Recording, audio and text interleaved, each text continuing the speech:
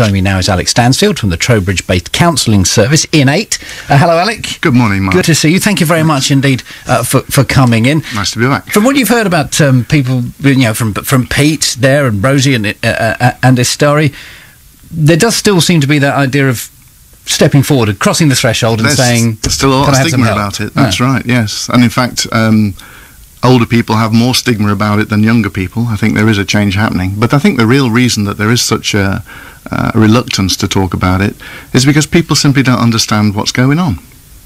Is it what you yourself don't understand? Is it why am I feeling like this? No, I think you can blame yourself. Well, there's an assumption. You know, you earlier on in the programme you mentioned if you broke your arm or something, you go to a doctor. No one's going to kind of blame you for that. But if you become depressed, there's a kind of assumption that you're either not strong enough, or you've got some genetic predisposition, or there's a weakness there, and so that you're admitting something that isn't less able to cope with the modern world if you get depressed. If people actually understood better what depression is, what causes it, and what makes it so difficult to come out of it, they wouldn't blame you. They'd realise it can happen to anyone. But I think that understanding is not spread widely throughout our culture yet. I think it's happening. I always thought that before I kind of analysed, before I appreciate why I get depression, I always thought that I was feeling sorry for myself. That was my thing that made me feel worse. What have you got to? I'm just feeling sorry for yourself, moping about the place. Well, I think when you find that your whole world comes to a grinding halt, you do feel sorry for yourself. It's not unusual, you know. Yeah, but the same time, you feel as though you're to blame though for being a bit self-indulgent, because there are children starving in Africa. There are people who are much worse off than you. That kind of thing. It's a puzzling illness. I wouldn't be doing this work if I hadn't been through it many years ago. And when things come to a grinding halt, you think, well, what on earth is going on? Why can't I think? Why can't I get up? Why can't I make decisions? Why can't I do the things I used to be able to do? Why don't I get any enjoyment from the things I used to take pleasure in? It's a very baffling thing when it hits you out of the blue.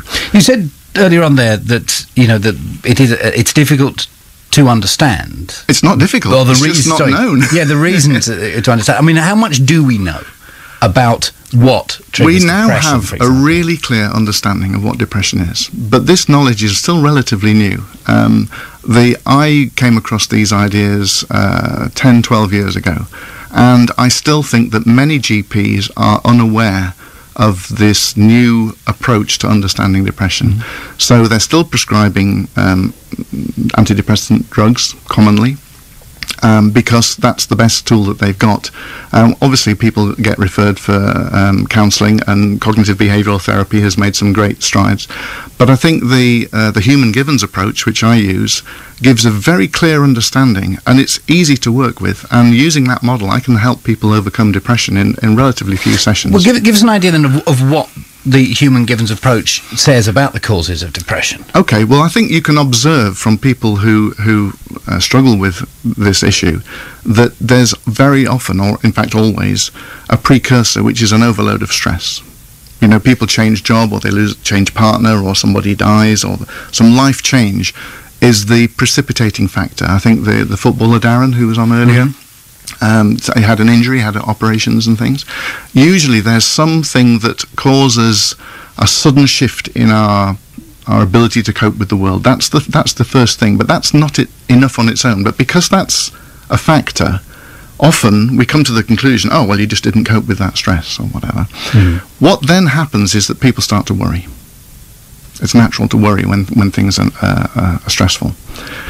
We now understand that the process of dreaming, the reason why human beings have evolved this strange nighttime behaviour of dreaming, is there to serve a very specific function. It's there to diffuse the emotional arousals of the day. And what happens in depression is that dreaming mechanism breaks down, and you get people who they sleep, but they wake up and they feel absolutely exhausted. And there are good reasons, and I won't go into the neuroscience unless you want me to, but we understand now very well what happens there. Their ability to respond to new events is severely depleted. So you wake up feeling tired, you can't deal with the little thing, you know, the bill that comes through the door, the phone call that you need to make, getting to work or whatever. It's just too much. You can't deal with it. So things don't get done in the day. When things don't get done, you end up with more to worry about. Having more to worry about causes this dream mechanism at night to become even more overloaded, and so the cycle repeats. Has anyone else got the feeling that Alex is describing the way that they feel right now? I mean, or describing something that's happened to them? The logic of it is seems very obvious. I mean, that describes a pattern that I've been through, and I would venture to suggest lots of other people have as well. 08459 513366, the number to call. You will hear inevitably, and people will say, well, we never used to get all this stress. I lived through a war without getting all of this stress. Is there a modern side to this, or are we just underplaying the fact that there was, in fact, an enormous amount of mental health problems as a result of the war that just went unacknowledged? I think there's a bit of both going on there. There's no doubt that modern life is more stressful, and the reason for that is that if you look at how our brains have evolved over the last 4 or 6 million years, we've lived in communities. Even 200 years ago, you would have known all the people that you met in a day. If you met a stranger, it would be bringing news from the outside world, from the next village or the next town.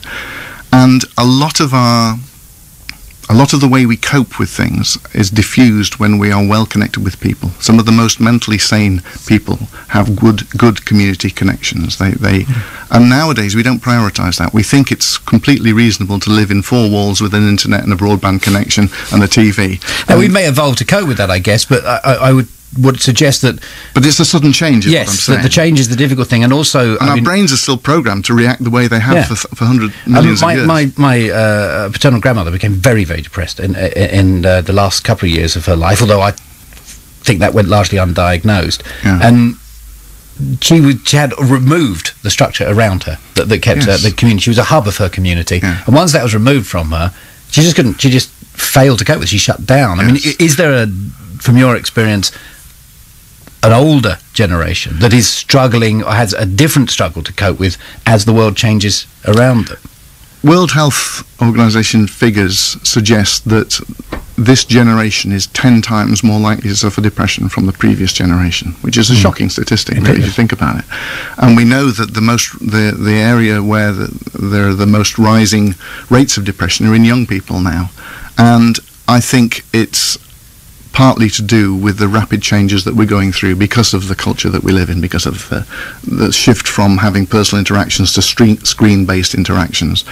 But I don't want to put all of the blame down to community or lack of community. There are several things that we need to be mentally healthy, and it's when those things are not available in our environment that we start to get stressed out. And stress is, as I said earlier, the precursor to all mental health conditions. Just very quickly before I let you go, Alec, it is easy to kind of feel as though, well, there's no way out, it's a stressful world. There is a solution to all of this. You can lead a very good and active life, and everybody can. Yeah, it's not so much what happens to us; it's how we react. It's how you react. So what's the simple step to finding that way out, that help? Look for a human givens practitioner would be my recommendation. Contact Innate. I would say there's. Talking about it certainly helps, but talking about it on its own isn't enough. Talking about it and nothing else will actually embed. If you tell about how bad life is and all the things that are going wrong, that will actually only serve to reinforce it. And that's why some of the older forms of counselling seem to be detrimental, because if you keep going over the bad stuff in your life, actually it embeds it, it makes it worse. So you need to talk to the right people who actually are able to roll up their sleeves and take a pragmatic approach, who understand the cycle of depression and who have the tools and techniques to actually help you overcome it rapidly and quickly. Thank you very much indeed. I really appreciate your time. Cheers. I'll let you know how you can contact a local Human Givens and other counselling services that are available in Wiltshire before the news at 10 o'clock. But from the moment, to Alex Stansfield, who's from Innate in Trowbridge. Thank you very much indeed.